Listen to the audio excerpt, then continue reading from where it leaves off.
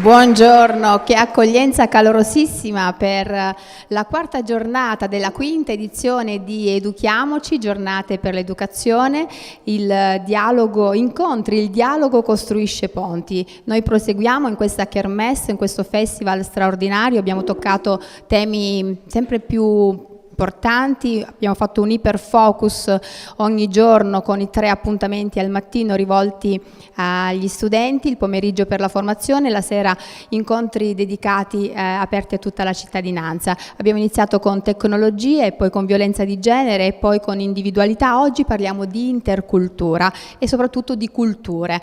Parliamo quindi della possibilità di avere una società sempre più inclusiva e solidale e lo facciamo con la nostra professoressa Chiara Ceccon. Buongiorno. Buongiorno. Grazie per essere con noi.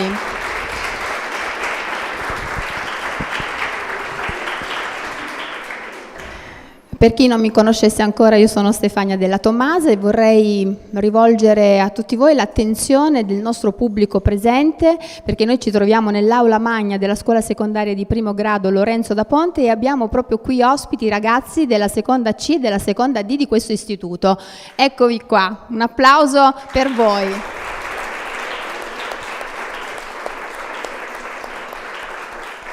E colgo l'occasione anche per ringraziare e salutare la vostra dirigente, la professoressa Chiara Rachele Ciccarelli. E poi vorrei anche salutare la nostra sindaca, la vostra sindaca Mirella Bagliana, nonché l'assessore alle politiche scolastiche e la cultura Enrico Padoan.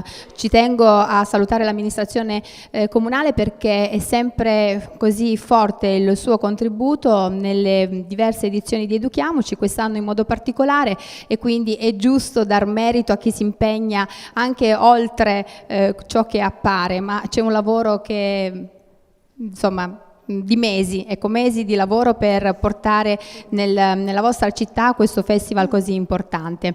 E quindi vorrei anche ringraziare chi patrocina questo evento, quindi ovviamente l'azienda ULS 2 Marca Trevigiana e Conferenza dei Sindaci dell'ULS 2 con la collaborazione dell'Istituto Comprensivo Vittorio Veneto 1 Lorenzo da Ponte, Dipartimento FISPA dell'Università di Padova, Dipartimento di Filosofia, Sociologia, Pedagogia e Psicologia Applicata, Centro Veneto Progetti Donna, CAV Centro Antiviolenza Vittorio Veneto, Fondazione Giacomo Matteotti, con il supporto dell'Associazione Mutuo Soccorso Noi per Noi, Banca di Credito Cooperativo Prealpi San Biagio, e per l'ideazione grafica e il coordinamento ringraziamo Palcom. Vorrei inoltre invitarvi a seguirci oltre che sul canale YouTube Comune Vittorio Veneto anche attraverso la diretta su Facebook della pagina ufficiale Educhiamoci 2025. Inoltre i nostri canali social sono tutti aperti, perciò vi invitiamo a seguirci e a condividerne i contenuti anche su Instagram, su LinkedIn. E poi c'è il sito www.vittorioveneto educhiamoci 2025 mi sono dimenticata, allora, educhiamoci, questo è il profilo di Instagram, allora educhiamoci 2025 _ Vittorio Veneto e poi invece il sito è molto semplice, www.educhiamoci-vittorioveneto.it. Avete preso appunti, ragazzi? Vi ho un po' confusi? Allora, il sito è importante perché? È importante perché qui potrete scaricare 1 tutto il programma, 2 avere l'abstract degli ospiti che si susseguono qui nelle nostre giornate di approfondimento. Poi potrete rispondere anche al questionario di gradimento, quello che adesso vi facciamo vedere, con un QR code potrete dare un feedback di quanto questo festival vi stia piacendo, dei suggerimenti che ci date, e questo ci aiuterà ovviamente a migliorare. E poi sì, voglio darvi anche un numero di telefono che è il 349 78 36 815, ripeto, ma lo vedete anche in sovrimpressione, 349 78 36 815. Questo è un modo per comunicare con noi in diretta, quindi potete scriverci i vostri messaggi e noi li leggeremo, e quindi sarà la dottoressa, la professoressa Ceccon a rispondere alle vostre domande. E quindi abbiamo parlato di interculturalità, abbiamo detto quanto sia importante l'identità, la scuola e l'intercultura. Queste 3 parole sono chiave per noi perché ci dicono da dove veniamo, dove andiamo e se siamo veramente una società inclusiva. Cosa possiamo fare per esserlo di più? Perciò questi sono temi chiave di questo incontro, di questa giornata. Lo vogliamo fare con voi perché le classi sono sempre più variegate ed è giusto rispettare l'altro in questa forma proprio di dialogo e di comprensione dei bisogni e delle esigenze altrui. Siamo una società in cui bisogna veramente comprendersi, abbracciarsi e tutto ciò che è diverso diventa ricchezza per noi. Allora, nuovo applauso alla professoressa Ceccon.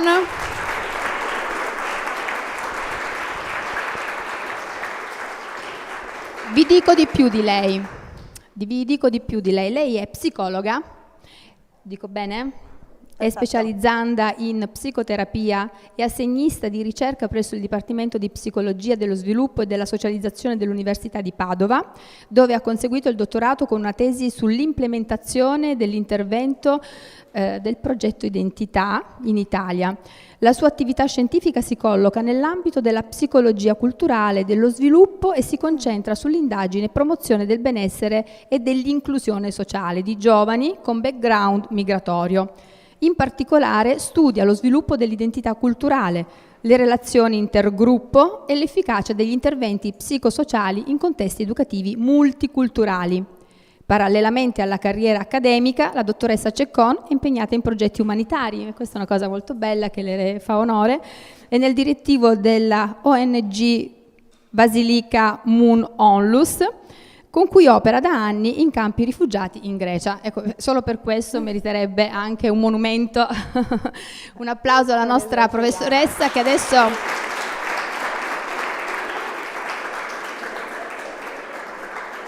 con il suo sorriso, la sua bellezza e la sua preparazione, ora ci, come dire, coinvolgerà nelle sue argomentazioni. Prego, professoressa. Bene, buongiorno intanto a tutte e a tutti. Grazie intanto dell'organizzazione. Sono molto emozionata, molto contenta di essere qui. Saluto anche chi ci segue da casa, faremo un po' avanti e indietro tra il nostro pubblico qui in sala e il nostro pubblico appunto online. E come appunto diceva Stefania, oggi ci sono un po' 3 parole chiave che vorrei seguire. L'identità, le culture e come queste 2 componenti si intrecciano nell'ambiente scolastico, che è quello che tutte e tutti voi vivete ogni giorno. Visto che appunto parliamo di identità, Stefania mi ha già presentato, tra l'altro verrò più spesso perché una presentazione così mi ha proprio fatto sentire onorata, però ecco vorrei oggi portare qui con voi una parte della mia identità, che è la mia identità professionale, però vedremo proprio insieme che ci sono tante componenti identitarie diverse. Perché sono qui? Innanzitutto appunto perché sono psicologa. Non so se qualcuno o qualcuna di voi sta pensando per il futuro di magari seguire questa carriera. È un lavoro che a me appassiona molto e appunto faccio sia interventi di supporto psicologico, quello a cui tutti un po' pensiamo, no? Quando pensiamo agli psicologi, ma in realtà molto del mio lavoro è proprio con ragazzi e ragazze della vostra età nelle scuole, in cui parlo proprio dei temi di cui parlerò con voi oggi e vi porterò anche un pezzettino di questo, infatti chiederò un po' la vostra collaborazione e anche appunto a chi ci segue da casa, perché mi piacerebbe che, Stefania prima ha usato anche una bellissima parola, fosse più un dialogo. Io queste cose le studio, le so, le faccio sempre, mi piacerebbe proprio vedere invece come le vivete voi sulla vostra pelle. E questo si inserisce nella mia attività di ricerca. Cosa vuol dire fare la ricercatrice? Che leggo moltissimo, che scrivo moltissimo, che in università insegno a ragazzi e ragazze che hanno qualche anno più di voi, appunto, negli ambiti che già diceva Stefania. E poi appunto l'ultima identità che un pochino porto qui con voi oggi è anche quella di volontaria. E non so appunto se magari qualcuno o qualcuna di voi magari è già in una qualche associazione, fa qualche tipo di attivismo. Per me è una cosa molto importante che porto con me da tanti anni e che mi ha portato tanto a dovermi sia riflettere su chi sono io e come questo poi ha un effetto su come mi sento con persone che magari sono diverse da me, che vengono da altri paesi, che hanno altri background. Quindi queste sono un pochino le cose anche che vorrei portarvi oggi.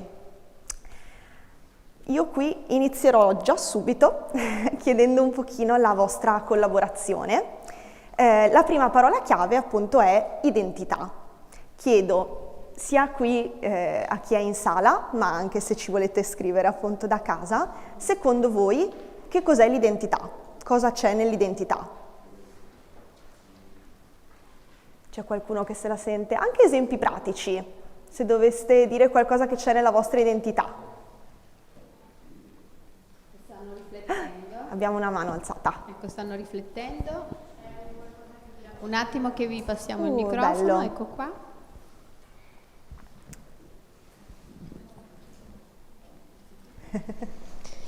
È un qualcosa che ti rappresenta.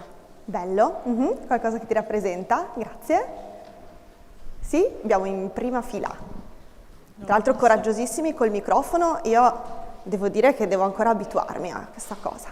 C'era qui in prima fila. Dite anche il vostro nome. L'identità è come siamo sia dentro che sia all'esterno, in pratica.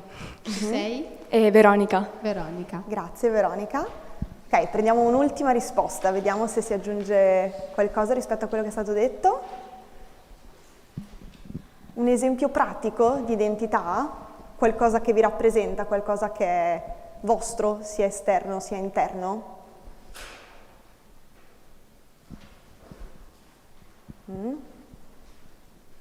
Proseguo io, siete stati già bravissimi. Ok, allora, avete detto, secondo me, delle cose molto giuste. L'identità è l'insieme di tutte quelle cose che ci rendono chi siamo, che possono essere sia aspetti più evidenti, quindi l'aspetto esteriore, no? Ma anche ovviamente tutta la parte che abbiamo dentro di noi e che magari ci vuole un pochino più di tempo, no? Per scoprire. Io di solito quando lavoro paragono sempre l'identità a uno zaino. Possiamo immaginare che ci siano alcune caratteristiche, tipo il colore o la forma dello zaino, che si vedono subito, e poi ci sono quelle cose che magari avete all'interno, ci sono quelle cose che usate tutti i giorni, c'è magari invece quella cosa che avete nella tasca laterale che non vi ricordate neanche più che è lì. Perché è importante parlare di identità? È importante parlare di identità tutta la vita, perché tutta la vita noi cambiamo e questo è proprio normale, però negli anni che voi state vivendo è davvero tanto importante prendersi del tempo e dello spazio per capire chi siete e chi volete essere. E non è una cosa facilissima, ci arrivano tanti messaggi dall'ambiente attorno a noi su chi dovremmo o non dovremmo essere. Quello che, e qui torno un po' alla mia parte di ricercatrice, quello che vediamo nella nostra vita quotidiana ma anche negli studi è che se abbiamo lo spazio e il tempo per scoprire chi siamo, stiamo meglio da tutti i punti di vista. Stiamo meglio a scuola, stiamo meglio nelle amicizie, stiamo meglio nelle scelte che facciamo per il futuro. Quindi la mia prima idea oggi, come avete già iniziato a fare, è darvi un pochino di spazio per riflettere innanzitutto su di voi. Poi voglio parlare con voi di culture, cultura e culture. Anche qui la cultura possiamo immaginarla un po' come un iceberg se volete, c'è anche qui una piccolissima parte che si vede, che possono essere dei comportamenti anche molto pratici, no? I cibi che ci piace mangiare, i vestiti che indossiamo, la lingua o le lingue che parliamo, sono tutte cose che magari si vedono un po' più facilmente, ma poi c'è anche tutta una parte molto più sommersa che riguarda invece il modo in cui pensiamo, quello che ci sembra strano oppure normale, giusto oppure sbagliato. Non so, io la prima volta che sono andata a vivere all'estero, quando studiavo, facevo colazione. Cosa mangiavo a colazione di solito? Non lo so, latte, biscotti, brioche. Di solito in Italia facciamo la colazione dolce e per me era la cosa più normale del mondo. E la mia coinquilina mi chiese: ma perché fai la merenda la mattina? E io tipo, in che senso la merenda? Questa è la colazione, perché per lei invece era normale fare la colazione salata, e per me era una cosa normalissima. Quindi è un esempio molto piccolo, però per capire come anche veramente nei comportamenti più quotidiani, da dove veniamo e quello che le nostre abitudini ci impattano molto. Ed è importante parlare di culture perché? Perché l'Italia è un paese multiculturale, lo è sempre stato in realtà, anche se sappiamo che ora si parla molto e c'è una visione un po' di emergenza delle migrazioni, come se fossero qualcosa di nuovo a cui non siamo abituati, ma è una cosa proprio normale dell'essere umano, muoversi, spostarsi, è proprio così che abbiamo piano piano abitato tutto il mondo. Sicuramente però negli ultimi anni abbiamo visto sempre più diverse nazionalità, sempre più diverse origini nel contesto italiano, e sentiamo cose su quello che dovremmo pensare o non pensare rispetto a questo, anche qui sui social, nella scuola, ne parliamo in famiglia, ne parliamo con gli amici.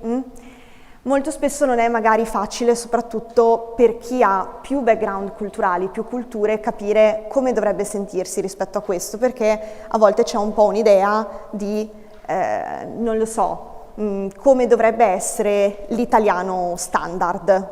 Ad esempio, io sono bionda, ci sono italiani biondi, io ho passato tutta la mia infanzia con persone che mi chiedevano se ero adottata, se i miei genitori erano finlandesi o tedeschi o olandesi, perché magari è più normale che l'italiano abbia l'aspetto fisico più mediterraneo. Però sempre più stiamo vedendo anche che si stanno affermando nel mondo dello sport, nel mondo della musica, nuove generazioni italiane che ci portano anche un'immagine un po' diversa di come potrebbero essere, di come sono le persone nate e cresciute in Italia. Quindi vorrei parlare con voi anche un po' di questo e vorrei parlarne appunto riferito alla scuola. Perché? Perché ovviamente come nella società questo sta succedendo anche nella scuola. Le statistiche attuali sono che più o meno uno studente, studentessa su 10 è straniero, e uso questa parola perché si riferisce nello specifico a persone che hanno cittadinanza diversa da quella italiana.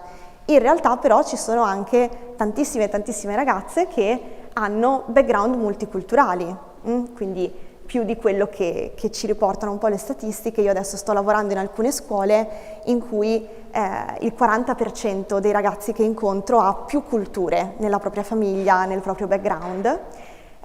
Questo può essere vissuto come una grande ricchezza, purtroppo molto spesso viene vissuto invece come una difficoltà. Ci sono, e già lo sapete perché sono sicura che ne parlate, no?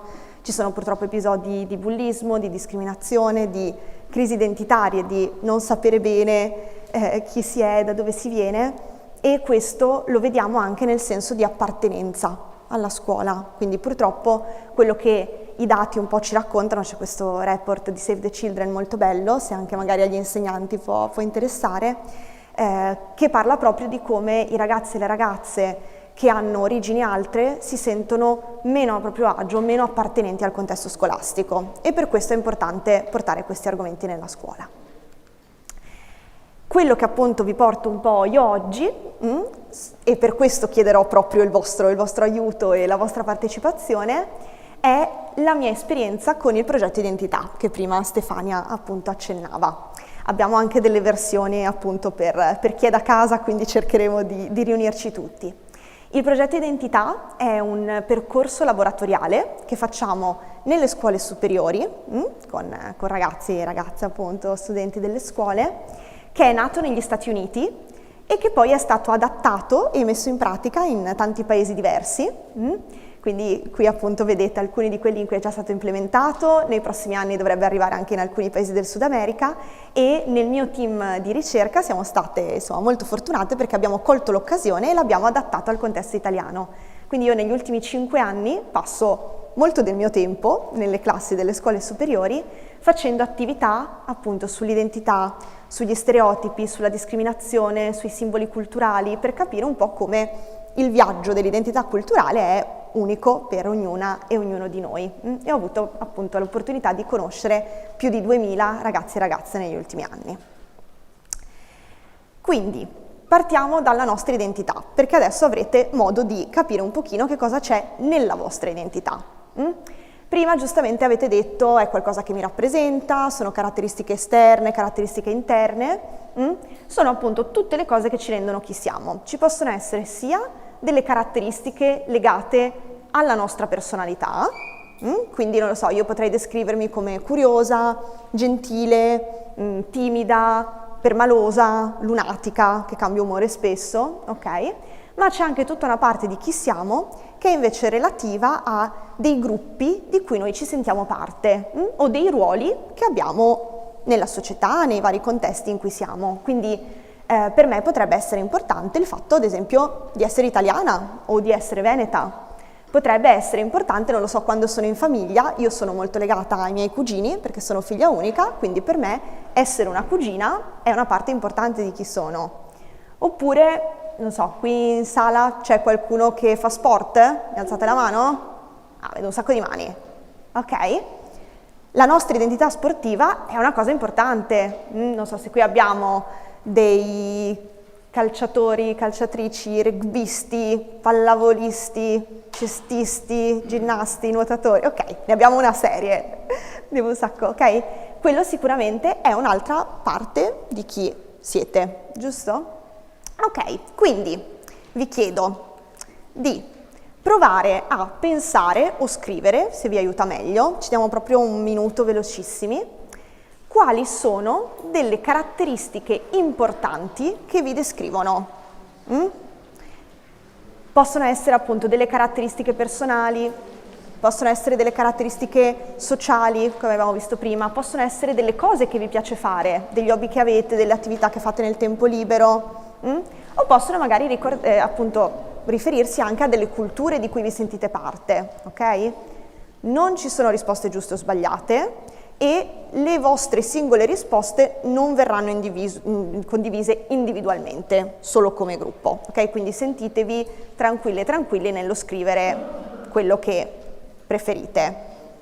Adesso arriviamo anche per chi ci segue da casa.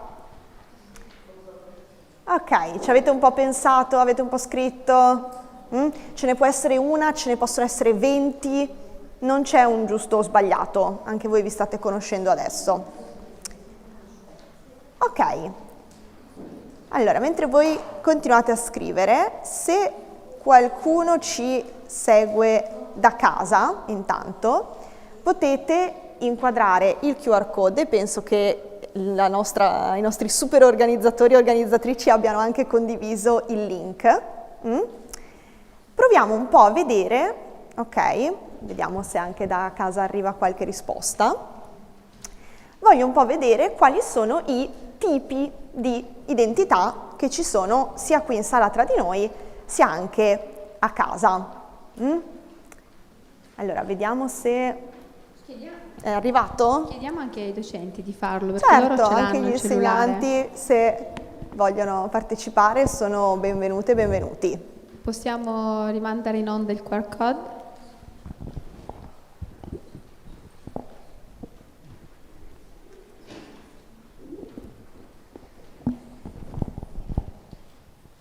È un Mentimeter, quindi facile, basta mettere una spunta. Esatto, potete selezionare tutte le risposte che volete.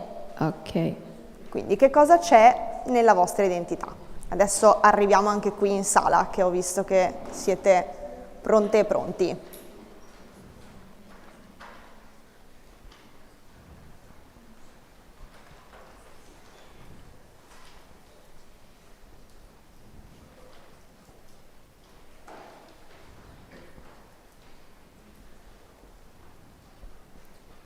Ok, proviamo a vedere se è arrivata qualche risposta.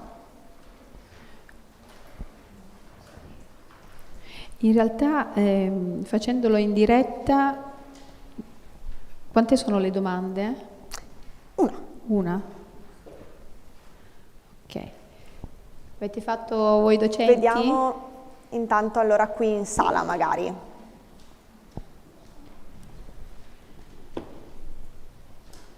Provo a vedere anch'io.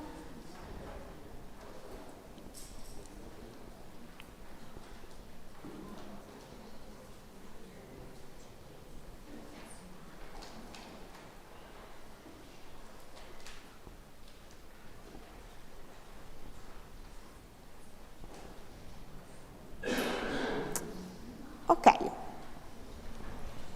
Allora, proviamo a vedere qui in sala?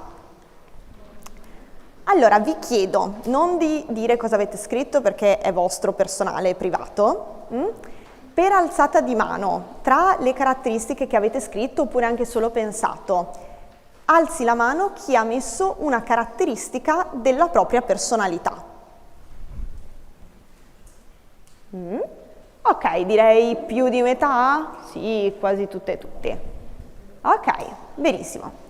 Chi ha messo invece una caratteristica fisica? Adesso provo a ricordarmi la memoria.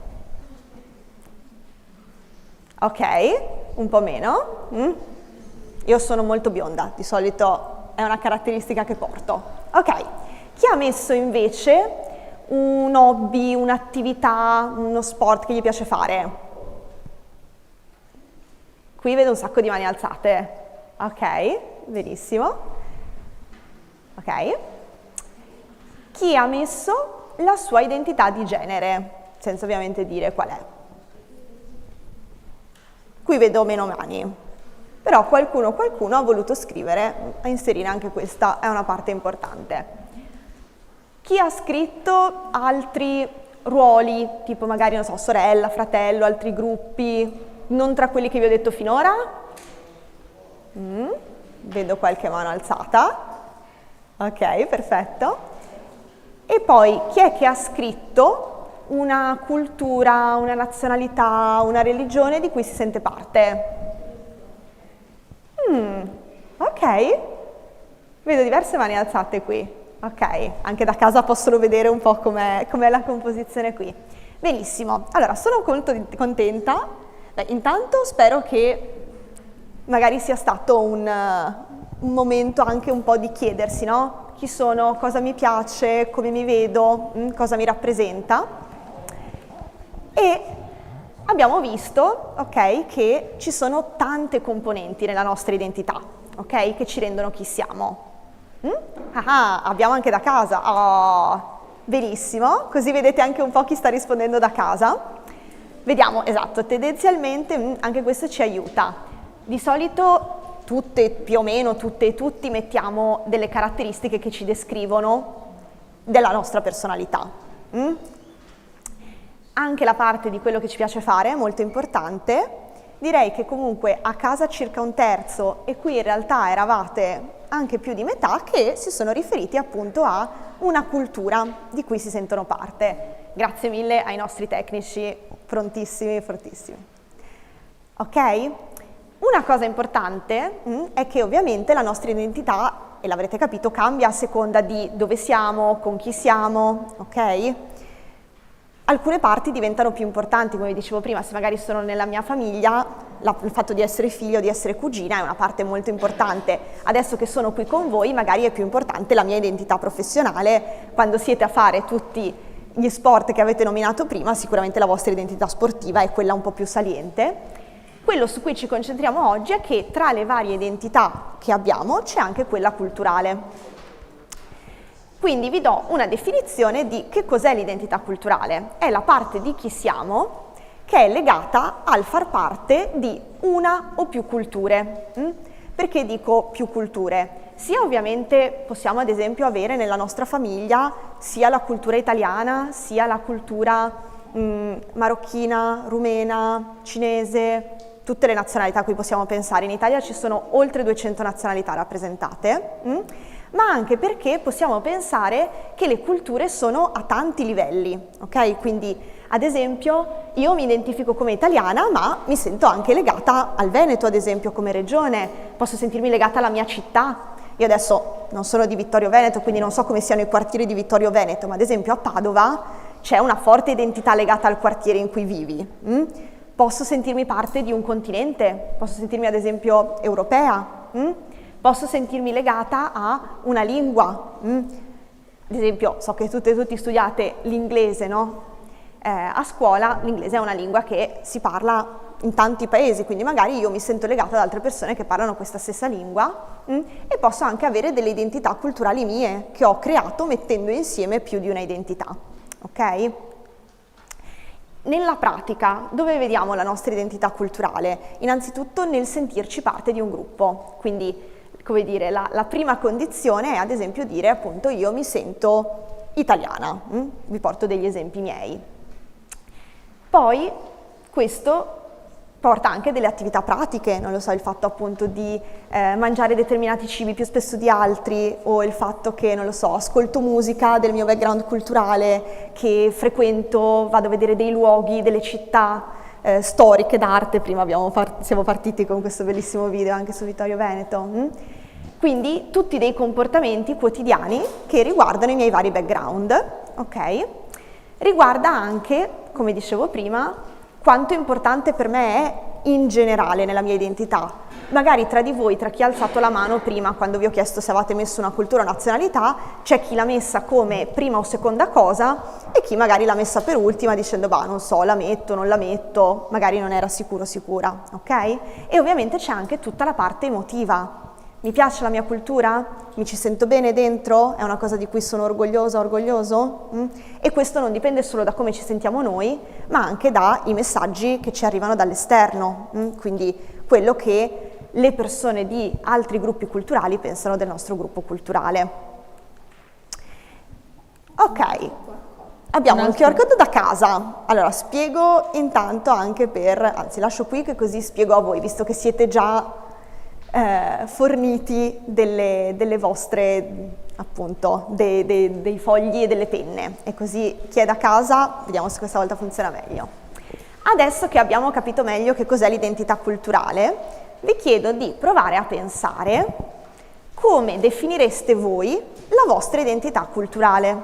Quindi abbiamo visto che può riferirsi a tante dimensioni culturali diverse, può essere un'identità nazionale, regionale, della città, del continente, religiosa, linguistica, o magari posso anche sentirmi più cultura allo stesso tempo. Posso sentirmi, non lo so, afro-italiano, posso sentirmi italo-albanese.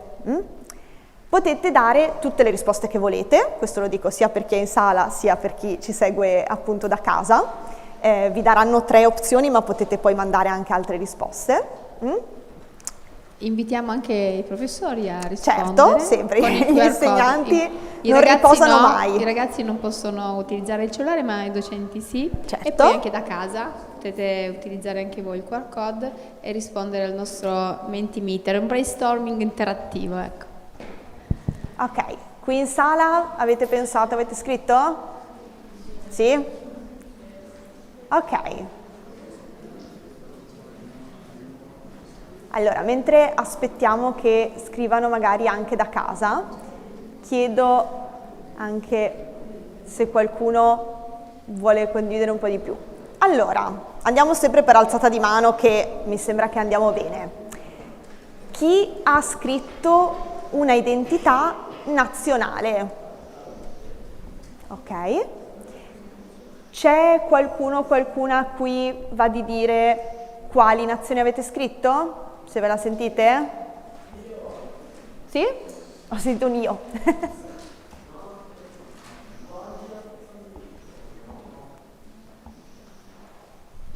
Abbiamo anche qui davanti.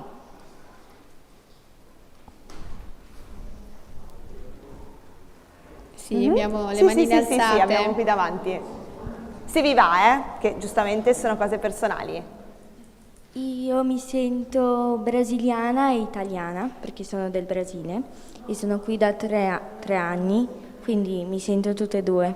Ok, grazie mille. Grazie. Quindi Brasile e Italia.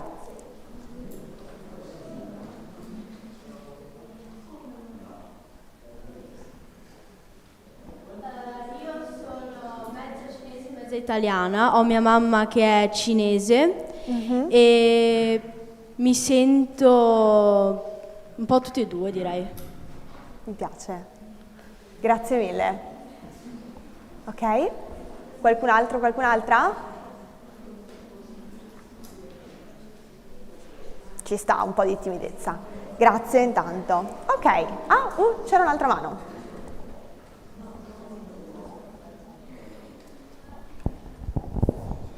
Io mi sento italo-marocchina. Grazie mille. Ok. C'è qualcuno o qualcuna invece per alzata di mano che ha scritto una identità regionale? Ok. Qualcuna che ha scritto un'identità regionale non veneta? Abbiamo un paio di mani. Anche questa, no, quando parliamo di multicultura molto spesso siamo abituati giustamente a pensare alle diverse origini nazionali, perché portano una ricchezza, un background diverso da quello a cui siamo abituati, ma anche in Italia abbiamo tantissima diversità a livello regionale, quindi magari appunto anche chi ha genitori o famiglia che viene da altre regioni. Ok. Qualcuna che ha scritto un'identità culturale legata alla città? Meno, ok, però qualcuno. Il video di Vittorio Veneto all'inizio ci ha dato un sacco di orgoglio. Ok. Bene. E in realtà volevo chiedervi, ma qualcuno ci ha già condiviso, se qualcuna di voi aveva scritto proprio delle identità doppie, composte. Ad esempio la studentessa ha condiviso che si sente italo-marocchina. C'è qualcuna che ha scritto in questo modo? Sì? Ok. Benissimo. Ok. Ah, ne vedo anche di là, bene, bene. Scusate, vi vedo un po' meno che ho i nostri tecnici. Ok. L'avevate mai fatta questa cosa di provare a definire la vostra identità culturale? No? Ok, com'è stato? Bello? Facile? Difficile? Facile? Difficile? Un po'. No, non è una cosa affatto scontata. Eh sì, perché si danno per scontate tante cose Sì. che non lo sono. Sì, e a me piaceva molto, ed è quello che di solito facciamo nelle scuole, chiedere a voi come vi sentite, perché appunto spesso ci viene invece attribuito da fuori, e questo forse è proprio una delle cose che vorrei un po' lasciarvi oggi, di poter dire voi come vi sentite rispetto a questo. Ok. Non so se abbiamo ricevuto anche da casa, abbiamo anche un'identità religiosa e continentale. Quelli che vedete più grandi sono quelli che sono stati inviati più volte. Ok, interessante, quindi aggiungiamo anche l'inglese come identità. Ok, grazie, molto bello. Ok. Dunque, perché vi ho chiesto questa domanda e vi ho chiesto un po' quali identità vedete, perché ovviamente è stato molto bello quello che ci hanno portato anche le vostre compagne. Non è facilissimo né definirsi e a volte non è facilissimo portare più identità culturali al nostro interno. Noi abbiamo fatto questo progetto molto bello in cui abbiamo intervistato tanti ragazzi e ragazze che si riconoscono in più di una cultura. Nello specifico qui vi ho portato la testimonianza di alcuni ragazzi e ragazze che si identificano come italiani e musulmani, e possiamo vedere che a volte il modo di vivere queste molteplici culture può essere o in conflitto, perché magari le sento come molto distanti l'una dall'altra, o a volte in parallelo, quindi magari con la mia famiglia vivo una parte della mia cultura e quando sono magari a scuola con gli amici ne vivo un'altra. Quello che un po' vorremmo arrivare è invece l'idea di poterle unire, l'idea di poter avere parte di queste culture in tutte le situazioni che viviamo. Ovviamente, se a volte è difficile per la persona stessa vivere con più culture, possiamo immaginare che a volte sia difficile anche viverlo nel contesto della scuola, della classe. Questo anche perché quello che di solito pensiamo è che le persone di uno stesso gruppo culturale siano più simili tra di loro rispetto a quanto sono simili a persone di altri gruppi culturali, e che magari invece ci siano tante differenze appunto tra persone di un gruppo e persone di altri gruppi culturali. Quindi oggi vi faccio partecipare tantissimo, questo per chi è da casa è un po' più difficile, ma se non siete in, non lo so, auto o in una situazione in cui potete muovervi, potete partecipare anche da casa. Quindi vorrei vedere con voi se è effettivamente così, se davvero ci sono così tante differenze come pensiamo tra gruppi culturali. Come funzionerà questo gioco che facciamo insieme? Vi farò delle domande a cui potete rispondere solo sì o solo no. Facciamo anche qui l'alzata di mano, che così magari non spostiamo tutte le sedie ed è un po' più semplice. Allora, se volete rispondere sì, alzate la mano, ok? Se volete rispondere no, non alzate la mano, ok? So che lì c'è scritto ci alziamo in piedi, rimaniamo seduti, ma ho paura che poi diventi un disordine e un po' rumoroso. Importantissimo, potete rispondere solo sì o no, è strano, ma è così. Ci saranno delle domande che magari vi sembreranno un po' strane, un po' difficili da rispondere, voi rispondete e poi ne parliamo. Ogni persona risponde in base a quello che pensano loro, ok? Se il vostro compagno vi dice no, ma tu devi alzare la mano, no, scegliete voi se rispondere sì o no. Tutto chiaro? Benissimo, allora facciamo una prova. Ecco, una cosa importante che vi chiedo, potete pure guardarvi un po' attorno mentre facciamo questo gioco, ovviamente anche gli insegnanti e i nostri tecnici sono impegnati, ma se le organizzatrici vogliono rispondere pure loro sono tutte e tutti invitati. Vi chiedo di fare attenzione se cambiano i gruppi a seconda delle domande, ok? Quindi guardiamoci un po' attorno. Allora, prima domanda di prova. Sei al festival Educhiamoci? Alziamo la mano, se sì, beh direi che questa era facile, no? È facile. Però bisognava partire con una prova, su questa andiamo sul sicuro. Ok, benissimo. Seconda domanda. Sei di origine straniera? Ok, guardiamoci un po' attorno. Bene, grazie mille. Prossima domanda. Sei nato o nata in Italia? Ok, guardiamoci attorno. Siamo guardati attorno? Ok. Sei bilingue, cioè parli un'altra lingua o dialetto oltre all'italiano nello stesso modo in cui parli l'italiano. Sono molto curiosa poi di chiedere anche a Stefania, ok? Posso chiedere velocemente che lingue e dialetti? Scusate, sono sempre curiosissima se qualcuno vuole condividere. Qualche lingua e dialetto che parlate? Eccolo!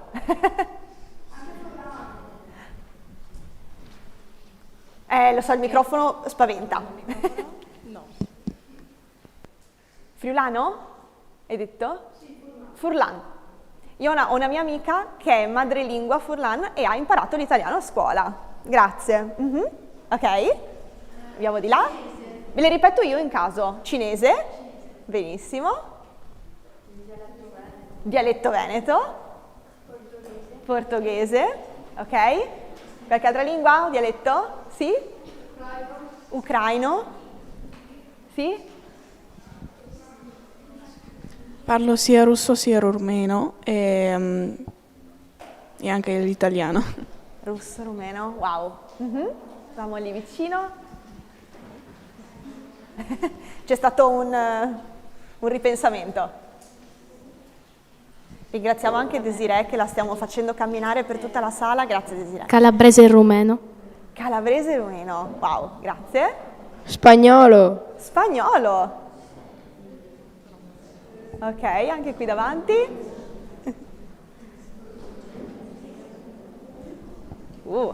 Senegalese Wolof. Senegalese Wolof. Sì. Grazie mille. Scusate, questa è la mia domanda preferita ed è la meno preferita di Desiree che sta camminando per tutta la stanza. Italiano e macedone. Italiano e macedone. Stanno saltando fuori un sacco di lingue. Albanese. Albanese. Inglese e tedesco. Sì. Marocchino francese. Marocchino e francese. Che meraviglia. Marocchino. Marocchino. Marocchino e italiano. Ok.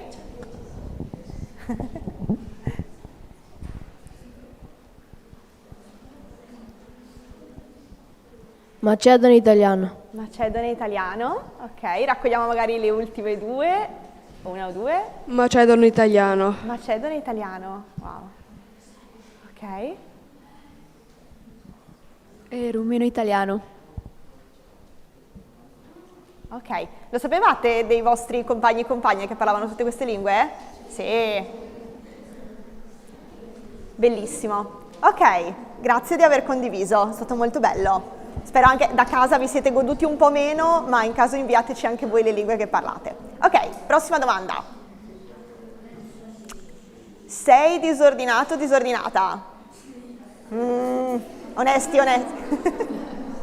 Ok, va bene, dai. Per fortuna ci sono alcune persone ordinate che ci salvano, ok? Grazie. Ti piace ascoltare musica? Questo direi che ci unisce, generi diversi di musica, ci sta, però ci unisce di solito sempre tutte e tutti. Proprio all'unanimità, eh? Esatto, infatti. Hai i capelli chiari, qui rispondete in base a quello che pensate voi. Io vedo qualcuno che chiede ai compagni: ho i capelli chiari? È difficile, ok? Ultimo paio di domande. Questa è difficile. Se tendete il pollice, si piega all'indietro o rimane dritto? Se si piega all'indietro, alzate la mano. Ok. Benissimo. E poi questa è la più complicata di tutti e sono molto curiosa. Riuscite ad alzare un solo sopracciglio? No, io purtroppo su questa non posso fare da esempio, ci ho provato tantissimo. Ok, beh, ho visto alcune che sostituiremo a The Rock per la prossima intervento, perché veramente, sì. Ok, bene. Grazie mille di aver giocato un po' con noi. Ok, allora questa era un'attività un po' simpatica, a me diverte molto soprattutto scoprire le lingue e scoprire chi riesce ad alzare un solo sopracciglio. Però torniamo alla domanda che vi avevo fatto all'inizio. Quindi, sono cambiati i gruppi a seconda delle domande? Sì. Vi ricordate qual è, dopo la prova, se siamo al Festival Educhiamoci, qual è la prima domanda che vi avevo fatto? Esatto, se siete di origine straniera. Allora, ho voluto usare se sei di origine straniera e non sei straniero o straniera, anche se di solito nelle scuole usiamo questa parola proprio perché è una parola che purtroppo sentiamo molto e che spesso ha anche un elemento negativo, ok? Dentro alla parola straniero c'è strano, c'è diverso, e purtroppo questa è l'immagine che a volte abbiamo. Perché vi ho fatto quella domanda, che era anche un po' personale, magari un po' strana, poi in realtà è stato molto bello perché sono saltate fuori tante nazionalità e tante lingue. Perché? Perché volevo farvi vedere, proprio sulla vostra pelle, che a differenza di quello che a volte pensiamo, tra gruppi diversi, ad esempio cosiddetti stranieri e non stranieri, ci possono essere tantissime somiglianze, esattamente come all'interno di uno stesso gruppo ci sono tantissime differenze. E questo l'abbiamo visto per caratteristiche di tanti tipi, comprese le caratteristiche genetiche, la cosa del pollice, la cosa del sopracciglio o anche il colore dei capelli, sono caratteristiche fisiche genetiche che purtroppo sappiamo anche in passato sono state proprio usate per dividere la specie umana in razze diverse che sappiamo invece a livello scientifico non esistere. E questo poi cambia anche per le aspettative, per invece le componenti culturali, no? Tanti di voi sono bilingui, sia di lingue diverse, ma magari anche di dialetti diversi. Quindi l'esperienza di magari una persona che a scuola parla in italiano, torna a casa e a casa parla furlan, è molto simile all'esperienza di una persona che a scuola parla italiano e a casa parla arabo, anche se sono lingue diverse. E a maggior ragione se pensiamo a caratteristiche delle nostre personalità, quelle che avete scritto nei vostri fogli sono sicuramente molto diverse, anche se magari tutte e tutti avete in comune l'identità italiana, ok? L'altra cosa è che non è stato sempre facile, no? Rispondere sì o no. Magari c'erano delle domande in cui volevate dire, dipende, a volte sì, a volte no. Questo perché? Perché le differenze non sono in categorie nette, sono continue. Cosa vuol dire? Che per la stessa caratteristica ci sono tantissimi modi di essere quella caratteristica, ok? Quindi alleniamoci proprio a pensare, come qualcuno aveva detto all'inizio rispetto all'identità, che deve essere qualcosa che rappresenta noi, ok? Questo vale per tutte le caratteristiche, vale anche per il colore della pelle. Secondo voi, perché per questa immagine? Questo è un progetto fotografico, tra l'altro, di una fotografa brasiliana, molto bella. Secondo voi perché tra tutte le caratteristiche che potevo scegliere ho scelto il colore della pelle? Sì?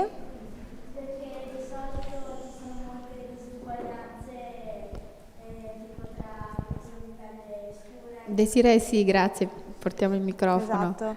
No, anzi, Ecco. scusami, ripeto anch'io, così. Grazie Desiree. Perché di solito ci sono molte disuguaglianze da chi ha la pelle chiara e chi ha la pelle scura. Sì, adesso principalmente. Grazie. Esatto. C'è un'altra In mano. fondo, sì.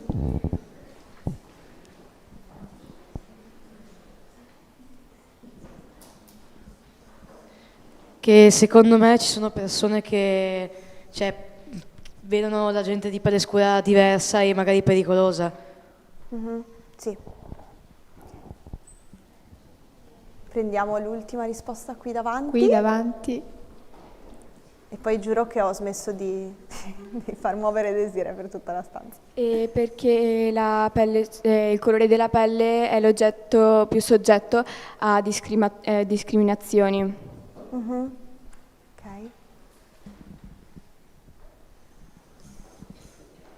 Perché magari è uno dei caratteri principali diversi. Che vediamo subito. Sì. Grazie. Avete detto delle cose coraggiose. E il motivo principale appunto per cui ho scelto questa caratteristica, ma avrei potuto anche sceglierne altre, però è che sì, è una delle caratteristiche su cui principalmente si basa la discriminazione, perché è una di quelle caratteristiche che si vedono subito in una persona, il colore della pelle. E anche qui, se ci pensiamo, ad esempio, il fatto di definire le persone di pelle più scura come persone di colore, come se le persone di pelle più chiara non ce l'avessero un colore, tutti abbiamo un colore. Quindi pensiamo anche a come entra nel linguaggio, però per farvi un po' riflettere su come in realtà, e potete poi anche fare le prove, ognuno di noi ha un colore della pelle in realtà unico, perché deriva da più pigmenti che si mescolano insieme. L'altra cosa, per concludere un po' questo gioco, arrivare un po' anche alla nostra conclusione, e lasciare magari se avete domande, dubbi, curiosità, è che sentirci parte di un gruppo è una percezione personale e soggettiva. Cosa vuol dire? Che ci sono persone che magari hanno background multiculturali e giustamente non si sentono straniere perché sono nate e cresciute in Italia, perché dovrebbero. Ci sono però altre persone che considerano queste persone straniere. Quindi da un lato vorrei proprio lasciarvi un po' con questa idea che potete scegliere voi con cosa e come identificarvi. Dall'altra sapere che ovviamente quando viviamo con altre persone in una società ci torna anche quello che gli altri vedono in noi e quindi essere associati ad un gruppo può anche avere delle conseguenze molto reali come quella della discriminazione. Per concludere, quindi con l'ultima parola chiave, abbiamo parlato di identità, abbiamo parlato di cultura, vorrei parlare lasciandovi un po' con un'idea che magari potrebbe poi essere fatta anche nelle classi, capire qual è il ruolo della scuola quando si arriva appunto a identità e cultura o multiculturalismo. Perché dobbiamo parlare di questi argomenti a scuola? Perché è il luogo in cui, per fortuna o purtroppo, dipende da come vi trovate a scuola, però passate la maggior parte del tempo, quindi la scuola è veramente fondamentale per come state, è fondamentale per come crescete, per i vostri amici e amiche che incontrate tutti i giorni, per il vostro benessere e anche perché è uno dei luoghi in cui probabilmente avviene questo contatto con le altre culture.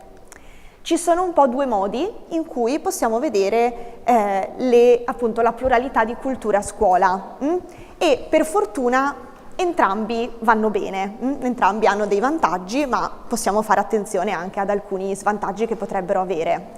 Quindi, da un lato possiamo approcciare il fatto che ci siano tante culture in un'ottica di uguaglianza, cioè concentrandoci sul fatto che, l'abbiamo detto anche prima, siamo tutte e tutti parte della specie umana e l'abbiamo visto nel nostro gioco, abbiamo sicuramente delle somiglianze. A tutte e tutti piace la musica, ad esempio, ve ne dico una che è uscita prima molto semplice. Questo ci permette di prevenire la discriminazione e di favorire i rapporti tra culture diverse Il rischio un po' però è che se diciamo in maniera un po' banale, no, che siamo tutte e tutti uguali, è vero da un certo punto di vista, però non andiamo a vedere quella che magari è l'esperienza di una persona che invece vive delle cose diverse, perché magari viene guardata in un modo diverso, perché magari parlando più lingue a volte, non lo so, a scuola le viene da dire una parola in un'altra lingua, oppure si sente più a suo agio a scrivere in un'altra lingua, ok? Quindi la cosa che vorrei un po' suggerire sia a voi, sia, visto che ci sono qui anche gli insegnanti, condividere con loro l'idea di inserire anche un'ottica più plurale, quindi iniziare veramente a valorizzare le varie culture che ci sono nell'ambiente scolastico, perché questo, e sicuramente già lo fate, ma permette anche di personalizzare un po' il modo in cui impariamo. Come dicevo prima, la cosa buona è che ovviamente entrambi questi approcci aiutano quello che è il clima di classe e il senso di appartenenza verso la scuola. Posso dare un ultimissimo consiglio e terminare? Sì. Ci siamo? Ok, così poi apriamo, che so che è il nostro momento. Quindi, nel concreto, vi proporrei di provare a portare quello che sapete delle vostre culture, delle vostre lingue, dei vostri simboli culturali in quello che imparate a scuola. Di, come avete fatto oggi, provare ad aprire degli spazi in cui sia riflettete a livello individuale, ma parlate anche con la classe, con gli insegnanti, di quelli che magari sono le esperienze che vivete in questo senso, di quali sono magari gli stereotipi a cui andate incontro, oppure anche che avete, perché ovviamente tutte e tutti noi a volte ci formiamo delle idee su quello che è diverso da noi, ed è proprio importante anche poterne parlare, iniziando anche a condividere e spiegare le nostre culture, ok? Quindi, come avete iniziato a fare un po' oggi, magari un'attività con cui vi voglio un po' salutare e lasciare prima di aprire alle domande, perché non abbiamo tempo di farla qui insieme, è provare a passare magari un po' del tempo che avete a scuola provando a chiedervi quali sono dei simboli culturali che portate e parlarne con i compagni, parlare con gli insegnanti, potrebbero essere parole, proverbi, espressioni legate alle vostre lingue, dialetti, visto che ce ne sono così tanti, potrebbero essere dei luoghi importanti per voi, dei piatti tipici che magari cucinate con qualcuno di speciale per voi.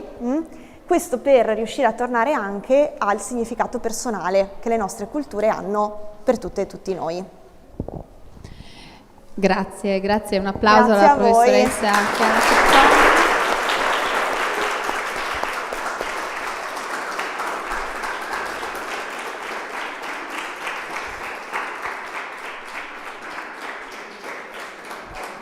È naturale che lei ha una certa predisposizione verso l'altro, no?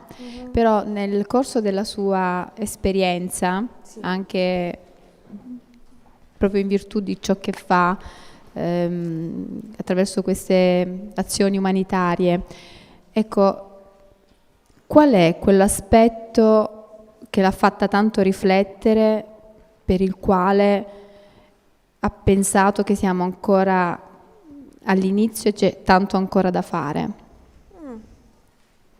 È una bellissima domanda.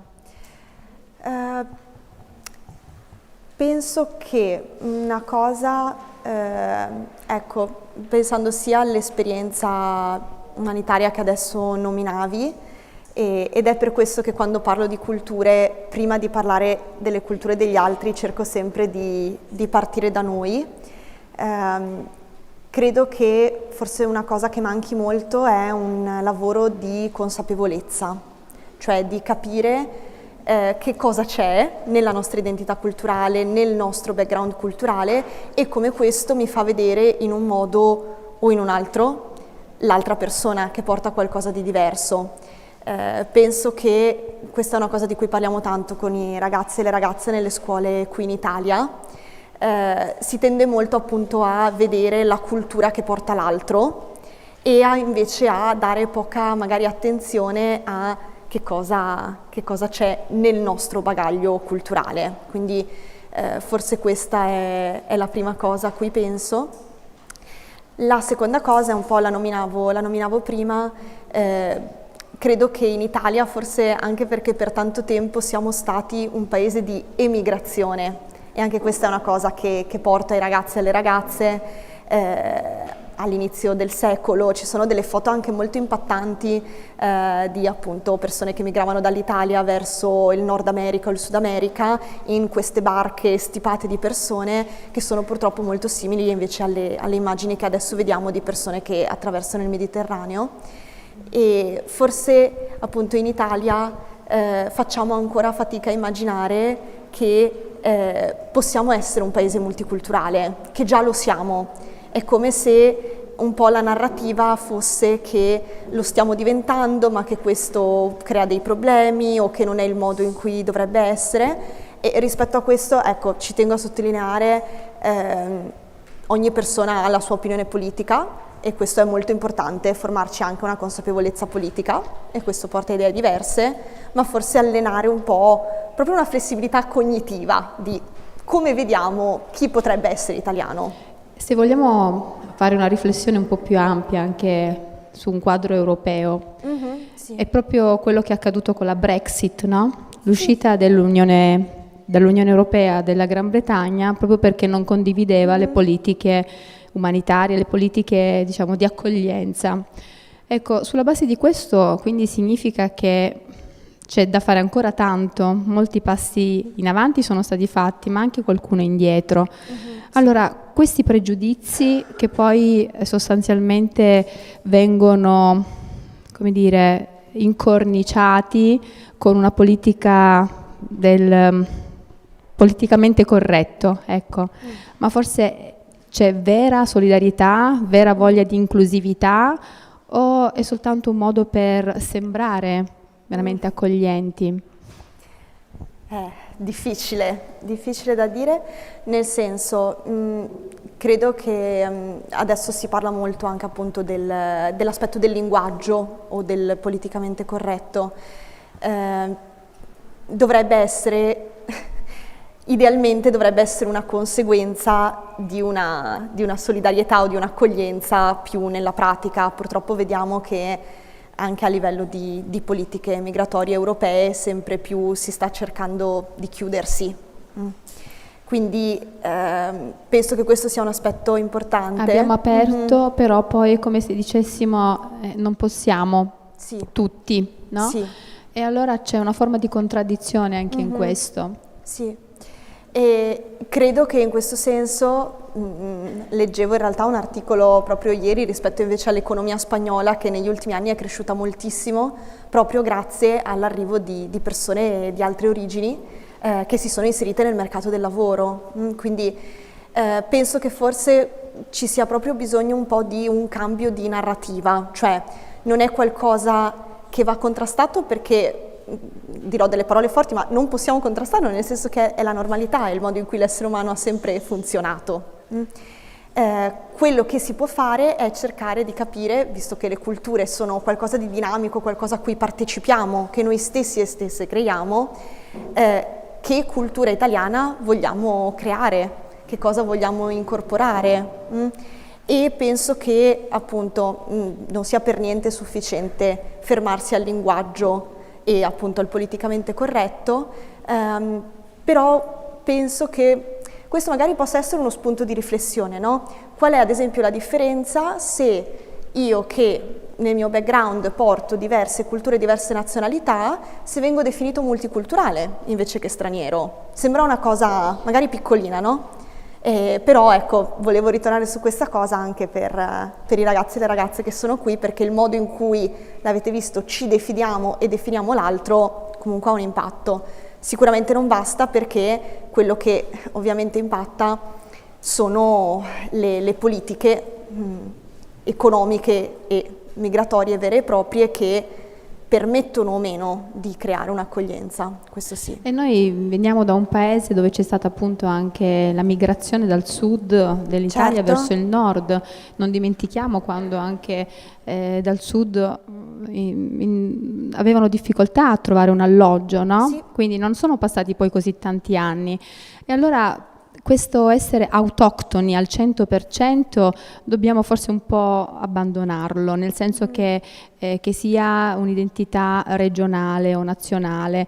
La bellezza è proprio in questa mescolanza di culture che diventa ricchezza, è d'accordo?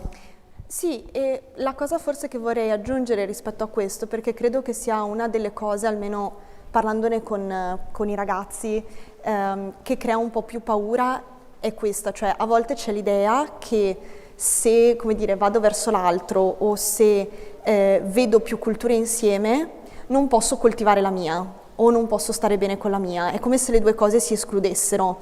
Sicuramente in Italia questo deriva anche dalla nostra storia legata ovviamente a un'epoca politica specifica in cui determinate posizioni molto nazionaliste hanno portato alle conseguenze storiche che tutti conosciamo.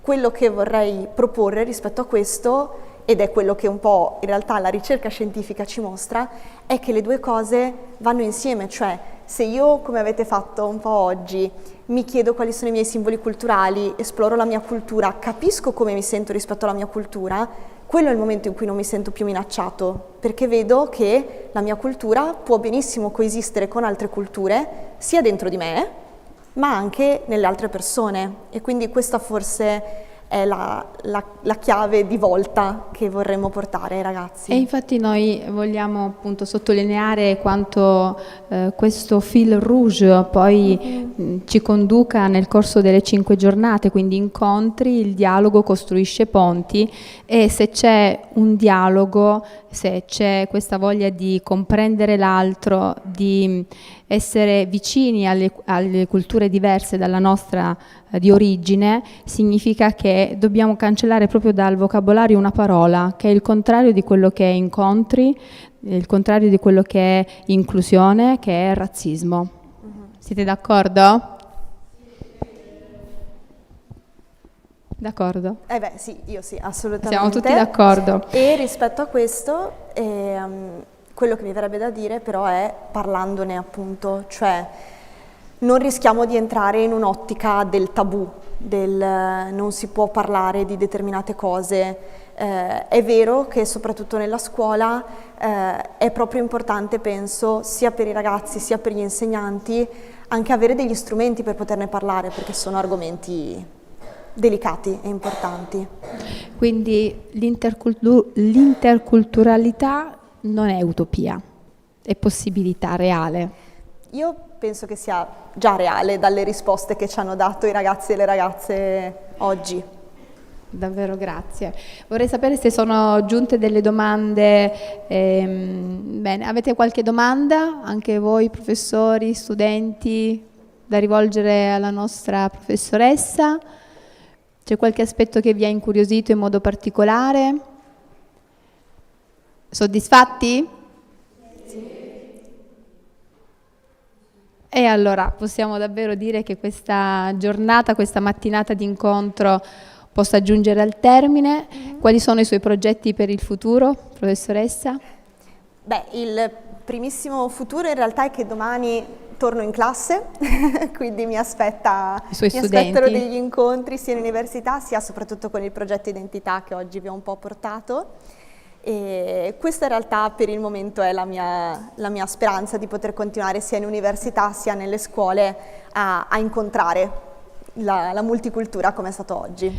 E porti con sé anche nella sua esperienza domani un pezzettino di noi, va bene? Un pezzettino di Educhiamoci. Sì.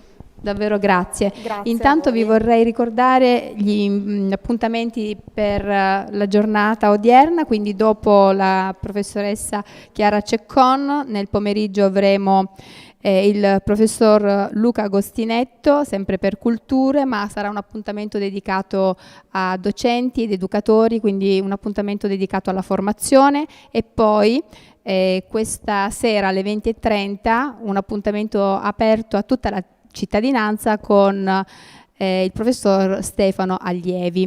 Quindi davvero tanti argomenti ancora da sviluppare insieme, da approfondire in questa possibilità di incontro e di dialogo con Educhiamoci. Davvero grazie a tutti, grazie professoressa. Grazie. Alla Grazie prossima. a voi.